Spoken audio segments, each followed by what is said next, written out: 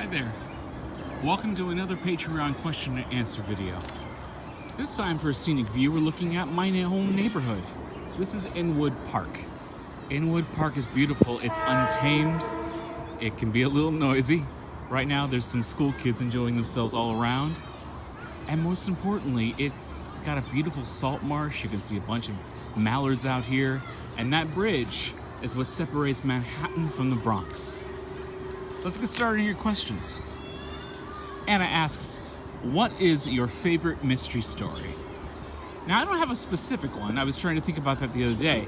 But I did, as a kid, just passionately love the Encyclopedia Brown series.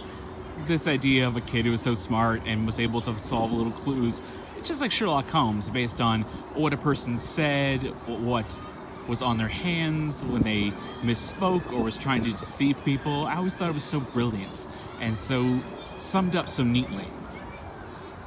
What's your favorite summer memory? And there's a lot for me. I loved going to the Parks and Recreation Department as a kid. It was a great opportunity for lower income kids like myself to not only have mentors, but to play games and to meet new people and to go swimming. And I got to pay it forward when I got to work for the Parks and Recreation as a young teen and adult. And of course, my favorite summer memory is playing long games of Monopoly with my sister and brother at home, drinking Coca-Cola Slurpees, getting cheap Little Caesars pizza, laughing and falling asleep next to the board with a little note saying whose turn it was next. Because we played these games to win. We played them for weeks on end. What do people first notice about you?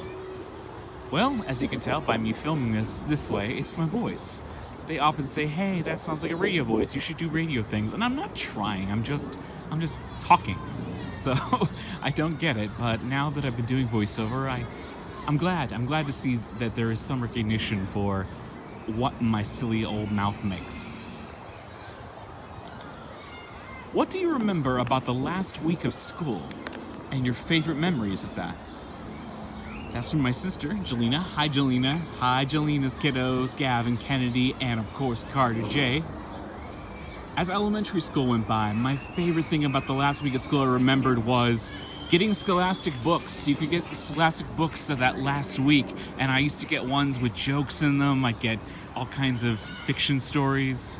I also remember in elementary school we had what was called Play Day, and throughout the ranges of kids, kindergarten to 6th grade, special population, we'd all go outside and there'd be a host of, normal games, baseball and relay races.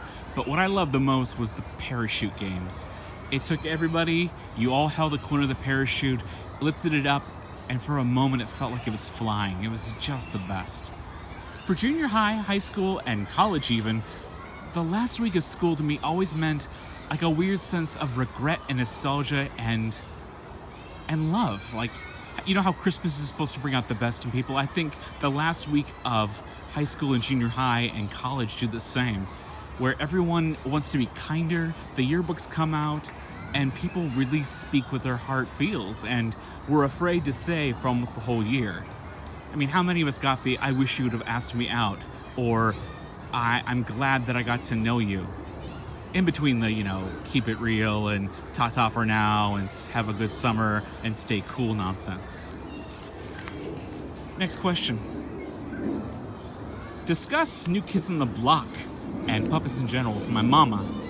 Well, in Modesto, California, there was a program by the doctor's office that we had that allowed kids to do these sort of Muppet-esque puppets all across Stanislaus County. And the goal was, there's a big meth crisis in Stanislaus County, as well as other drugs. And our puppets covered bullying, we covered drug use, and there was little skits, about 30 minutes each. And we traveled to elementary schools and junior highs. And that was the intent of it, to tell kids and warn them about not doing drugs. And I guess it sort of had an effect on me because I still don't. I don't even drink because I think about the ramifications of doing impulsive acts like that.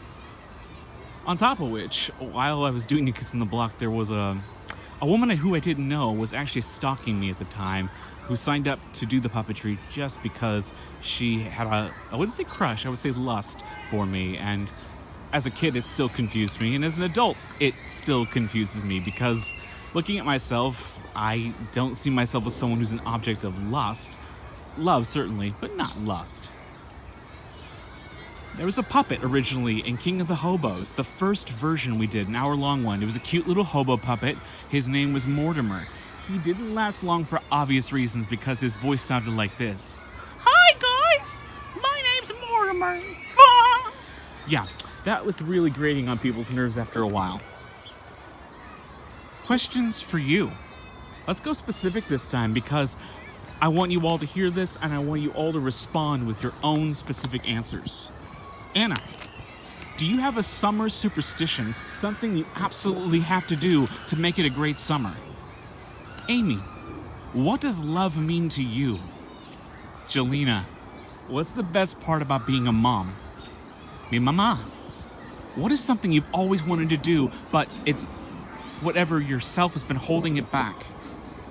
Abigail, what is the best part of your job now at Walt Disney World? Angie, what do you think is the role that you would love to play the most in the Shakespeare canon?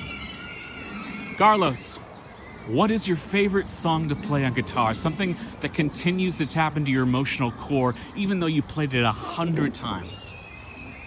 Lisa Kim, what makes you want to be an actor and produce? Megan, since I've already been through it already, I'm going to be rude and ask this question. How the hell is wedding planning?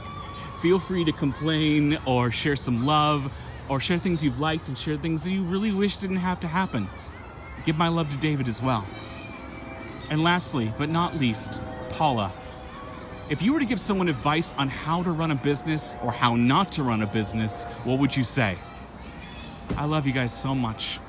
And of course, my brain always forgot one important person. Diana. Diana, how are you feeling right now in the process of getting chronically well? What are some things you wish you could have told yourself 20 years ago to get started on this? Okay. Have a wonderful summer. Have a great month, and I'll talk to you later. Bye.